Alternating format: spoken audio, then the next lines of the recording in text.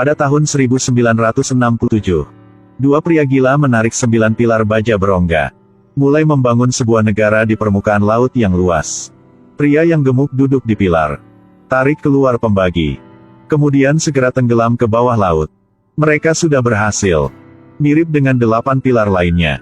1 bulan kemudian, mereka membangun pulau persegi seluas 400 meter persegi. Jadi sekarang, wilayah tersedia. Selanjutnya adalah pasokan barang. Air laut tidak bisa diminum. Mereka segera menyewa kru pengeboran. Langsung membuka sirkuit air bawah laut. Tapi tindakan seperti ini segera menarik perhatian polisi pantai Italia. Tidak terduga setelah terdengar penjelasan. Mereka hanya mengatakan bahwa itu benar-benar 2 orang gila. Sarkastik lalu pergi. Pada malam, Giorgio tinggal di pulau. Mendengarkan lagu daerah, menyeruput secangkir kopi. Menikmati pemandangan langit dan laut yang menderu dengan ombak. Wow, nafas kebebasan. Tapi Tuhan selalu suka bercanda. Hujan deras dan angin datang, ombak bergemuruh. Giorgio terkena ombak dan basah seperti tikus. Lebih beruntung, pulau sangat padat. Pukul apapun yang ingin pukul. Pada saat ini, tidak jauh, sebuah perahu kecil mengalami kecelakaan. Giorgio mengizin dia tinggal di sini. Menjadi warga negara pertama di pulau itu. Giorgio mulai mentolerir penduduk di seluruh negara. Entah itu melarikan diri dari penyakit atau orang dalam kesulitan. Atau orang tidak tempat untuk tinggal. Cukup tahu cara memperbarui diri sendiri. Tempat ini akan membuka pintu untuk terima mereka. Termasuk Raja Periklanan Wolfgang. Setelah membentuk jalur wisata. Bahkan membuka bar, hotel. Dengan cepat pulau ini menarik banyak wisatawan.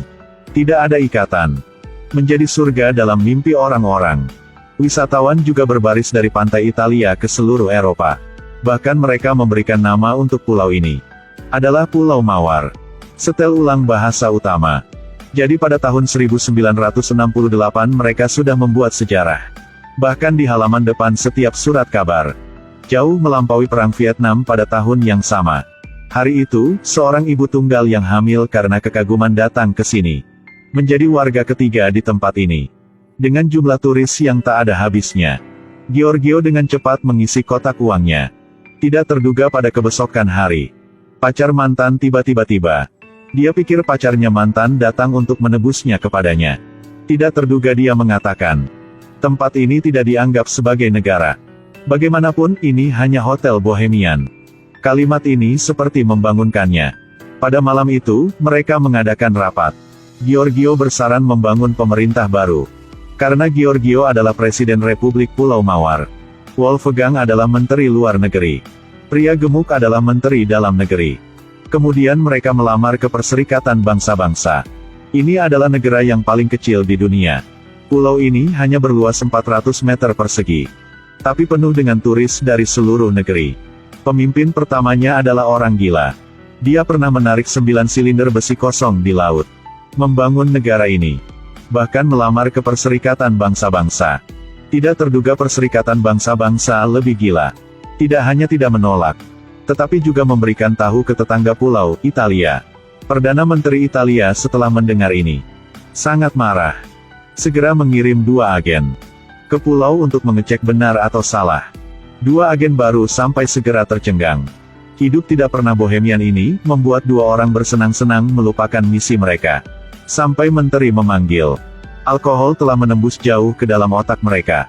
Setelah rangkaian cerita yang diceritakan, dimarahi oleh menteri. Jika tidak melaporkan dengan detail, Anda harus menunggu sampai pengadilan militer. Mencela Anda karena pengkhianatan. Pada saat yang sama, sebagai tanggapan terhadap Perdana Menteri Italia, dengan tegas menentang Pulau Mawar menjadi negara yang merdeka, membuat pulau ini semakin terkenal. Kebesokan hari, surat usul dari negara lain menumpuk. Kementerian Dalam Negeri Italia secara tidak sengaja menerima lebih 300 surat. Adalah surat permintaan pindah kewarganegaraan. Menteri marah sampai gila. Memutuskan untuk meninju dan menggosok. Dia mengirim 2 agen lain datang. Minta Giorgio untuk segera menghentikan semua aktivitas di pulau itu. Dan berjanji bahwa akan memberikannya 2 klub di sebelah pantai. Pastikan dia punya cukup uang untuk menghabiskan 3 generasi tanpa khawatir mati kelaparan. Tapi mereka terlalu meremehkan orang lain. Tujuan Presiden Giorgio membangun negara itu untuk kebebasan. Tapi sampai saat dia kembali pulau, diskusikan dengan orang-orang bagaimana cara memperluas. Ada beberapa orang tidak peduli. Wolfgang berkata, pulau ini hanya bermain pada musim panas. इस वीडियो में बस इतना ही। वीडियो पसंद आए तो अपने दोस्तों के साथ शेयर करें और चैनल को सब्सक्राइब करें ताकि हम ऐसे ही इंटरेस्टिंग टॉपिक आपके लिए ला सके। Ibu hamil juga menggunakan alasan bahwa tempat ini tidak dapat melahirkan untuk menemukan cara untuk mundur. Manfaat apa yang mereka tawarkan kepada Anda?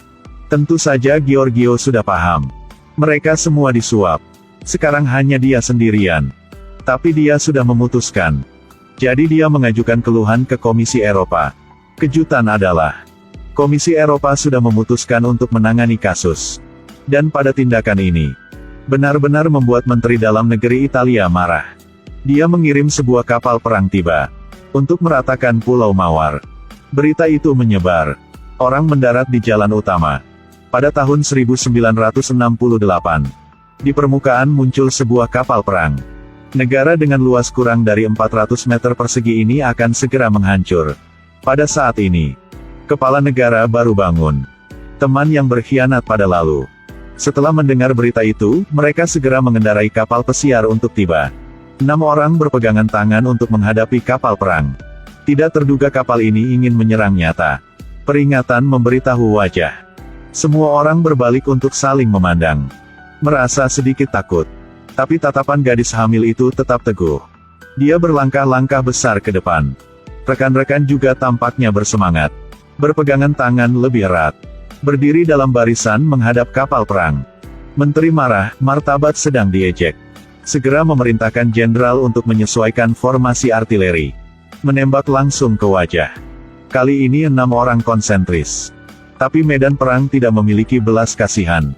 Tembakan pertama menembak sampai kaki mereka.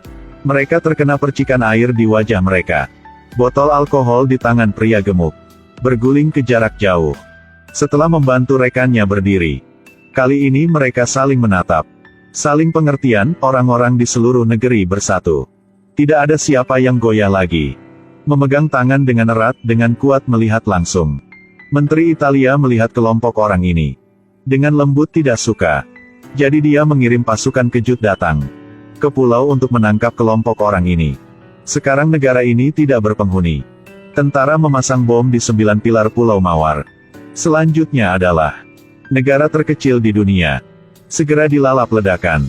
Berumur 1 tahun. Film ini diadaptasi dari kisah nyata pada tahun 1968.